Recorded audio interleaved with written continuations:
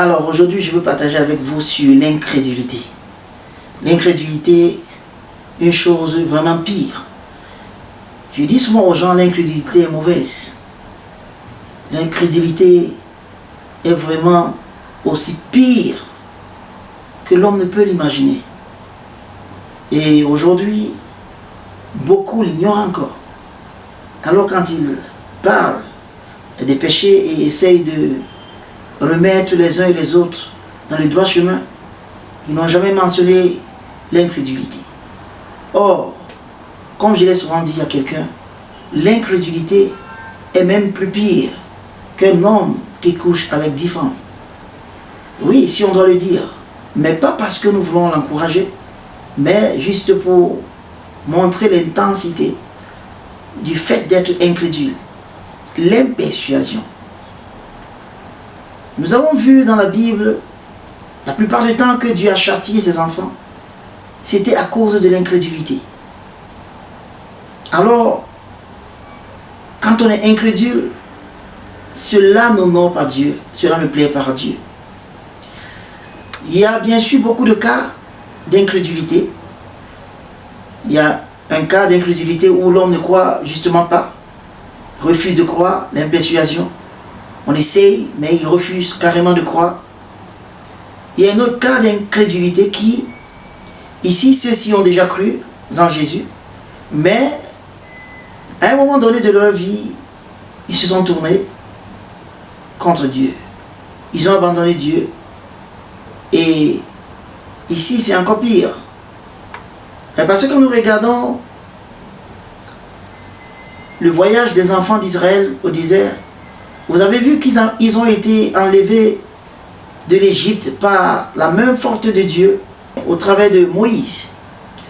Alors, quand ils sont arrivés dans le désert, dans leur voyage, beaucoup ont abandonné Dieu dans leur cœur.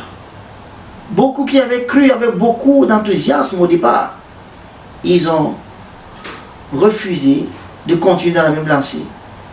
Et ils se sont détournés du Dieu vivant. C'est donc pour cela que nous disons que, ou alors nous voyons que la Bible nous a dit, dans le livre Hébreux chapitre 3 verset 19, que nous voyons donc qu'ils ne sont pas entrés dans la terre promise à cause de l'incrédulité. C'est-à-dire Dieu a regardé tous les péchés qu'ils ont commis dans le désert. Durant tous ces 40 ans, ceux qui n'y sont pas entrés, c'est juste à cause de l'incrédulité, pas un autre péché, l'incrédulité. Voilà comment l'incrédulité est si grave. Alors aujourd'hui, nous allons lire, pour commencer, Hébreux chapitre 3 à partir du verset 12. Je lirai peut-être 2 versets. Au verset 12, la Bible dit, « Prenez garde, frères, prenez garde, que quelqu'un de vous n'ait un cœur mauvais et incrédule, au point de se détourner du Dieu vivant. » Vous voyez ce qu'un cœur incrédule fait? Il se détourne du Dieu vivant. Oui, toi qui as commencé ton aventure avec Dieu, souviens-toi, quand il fallait que tu quittes ton pays pour aller dans un autre pays, à l'aventure, ne sachant vraiment pas où tu allais, tu as tellement prié. Tu as tellement prié. Dieu t'a exaucé, il t'a donné les moyens nécessaires pour que tu puisses effectuer ce voyage. Mais durant le long de ce voyage, quand des choses ont commencé à avancer, pour certains même, quand des choses s'empiraient, il a oublié celui qui avait commencé avec lui. Il a oublié Dieu qui lui avait donné auparavant les forces, la puissance, le courage d'y aller. Il a oublié. Alors la Bible nous dit, prenez garde, frères. Prenez garde. Que quelqu'un de vous n'ait un cœur mauvais et incrédule. Parce qu'un cœur mauvais et incrédule va tout simplement vous détourner du Dieu vivant. Je dis souvent aux gens, où est l'enthousiasme que vous aviez auparavant quand vous avez commencé l'évangile, quand vous avez été né de nouveau, quand vous avez commencé à aller à l'église, l'enthousiasme que vous avez avant. Il y a déjà 10 ans que vous êtes chrétien. Avez-vous le même enthousiasme? Le feu qui brûlait en vous pour le Seigneur, l'amour que vous aviez en vous, l'intensité de cet amour, l'avez-vous encore aujourd'hui pour le Seigneur? Ou alors cela est refroidi? Jésus avait dit un jour à ses disciples que quand le Fils de l'homme reviendra, trouvera-t-il encore la foi sur la terre? C'est de ça qu'il parlait. Il ne s'agit pas juste de commencer et être enthousiasmé pour le Seigneur. Mais il faut garder le feu allumé. Il faut garder le feu jusqu'à ce que Jésus vienne. Il faut que nous soyons toujours joyeux pour lui. L'incrédulité est si grave. Je dis, c'est si grave. Et beaucoup aujourd'hui ne le réalisent pas.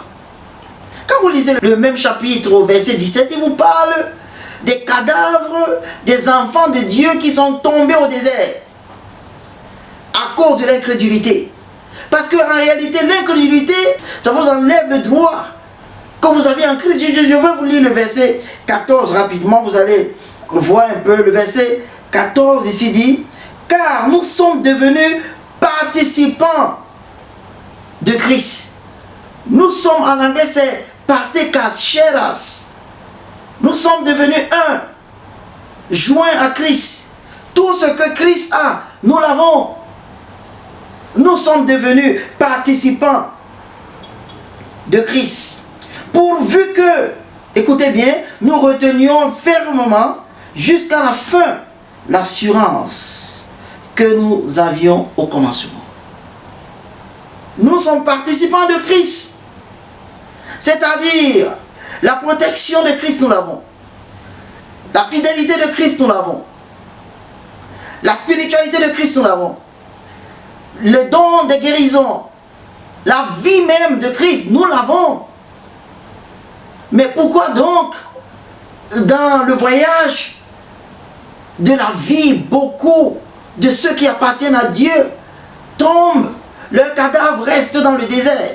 C'est à cause de l'incrédulité, comme cela a eu lieu bien sûr au temps de Moïse, dont les cadavres de beaucoup d'Israélites étaient restés dans le désert et ils n'ont pas pu atteindre la terre promise parce qu'ils avaient été incrédules à un moment donné dans leur voyage.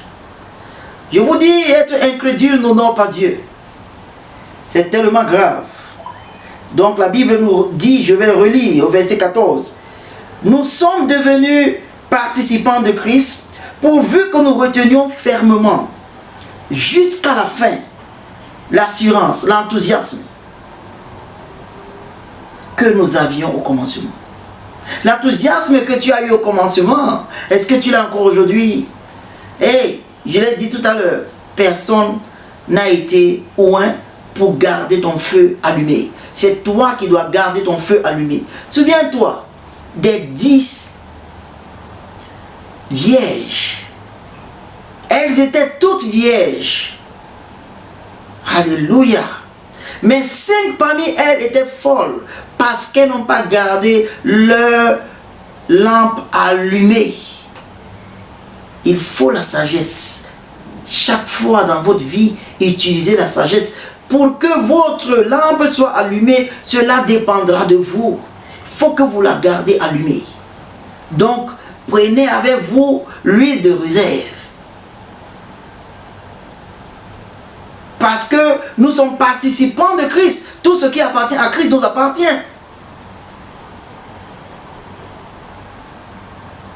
Avec ceci, nous ne devons pas tomber au désert. Nous devons être ceux-là qui hériteront la terre promise. Comme l'a fait ceux qui étaient, comme l'ont fait bien sûr ceux qui étaient avec Jésus. Avec Moïse. Donc, bien aimés dans le Seigneur, c'est important pour nous de prêcher cela, d'encourager les uns et les autres, de savoir que l'incrédulité est si pire, est vraiment pire. Et Dieu ne prend pas cela à la légère. Si vous avez commencé, je vois beaucoup de jeunes aujourd'hui qui ont commencé très bien quand ils étaient adolescents. Ils allaient à la chorale, ils allaient à l'église. Parce que leurs parents les dirigeaient. Mais une fois qu'ils ont été autonomes, ils ont arrêté. Une fois qu'ils ont eu un droit sur eux, ils ont arrêté. Une fois qu'ils ont été comptables pour leur propre vie, ils ont arrêté. Ils se sont mis ensemble avec des amis qui n'ont pas connu le Seigneur dès le bas âge. Et alors, ils se sont détournés de Dieu. Quand tu les parles du Seigneur, quand tu les invites même à l'église, ils voient ça comme une chose insensée. Pourquoi? Leur feu n'est pas resté allumé. Or, ils avaient le droit de garder leur feu allumé jusqu'à la fin. Garde ton feu allumé. Que ta lumière luise ainsi devant les hommes, qu'ils voient tes bonnes œuvres et qu'ils glorifient ton Père qui est dans les cieux. Alléluia. Donc, jeunes frères, je m'adresse à vous. Prenez votre vie chrétienne au sérieux. Ne jouez pas avec. Sortez parmi ceux qui ne veulent pas s'associer avec les chrétiens. Jésus-Christ, celui-là même que vous fuyez, c'est lui qui jugera le monde. Tout jugement a été remis au Fils. C'est lui qui jugera le monde. C'est le moment plus que jamais de l'embrasser. C'est le moment plus que jamais de faire son œuvre, de le servir. Tu ne perds rien en servant Jésus. Parce qu'il t'assure sa protection. Il assure la préservation de ta vie et de tes propriétés. Il assure la protection de ceux qui sont connectés à toi et ceux que tu aimes et ceux qui t'aiment. Jésus-Christ est fiable. Jésus-Christ est dépendable.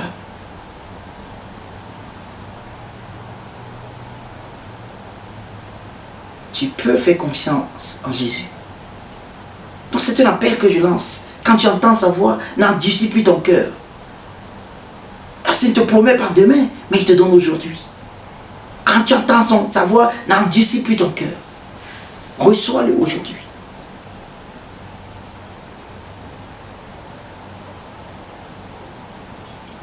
Dans le livre de Révélation, chapitre 2, verset 22.